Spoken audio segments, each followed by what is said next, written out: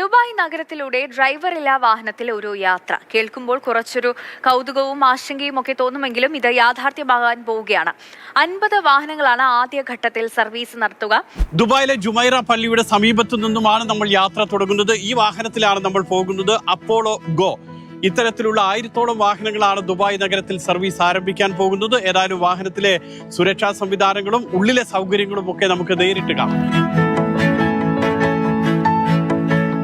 Passcode ഉണ്ട്. Passcode ഉള്ള സമയത്ത് അത് കൊടുക്കുമ്പോൾ ഡോർ സ്ലൈഡ് ചെയ്യുകയാണ് ചെയ്യുക.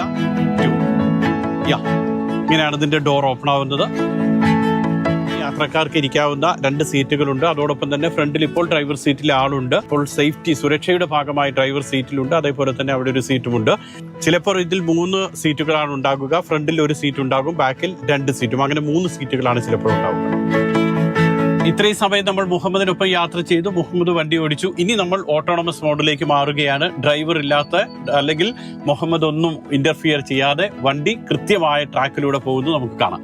ഈ യാത്രയിലെ ഏറ്റവും മനോഹരമായിട്ടുള്ള നിമിഷമാണ് ഇത്. ദുബായ് നഗരത്തിലൂടെ ഡ്രൈവറുടെ ഇടപെടലില്ലാതെ നമ്മൾ വാഹനത്തിൽ സഞ്ചരിക്കുന്നു.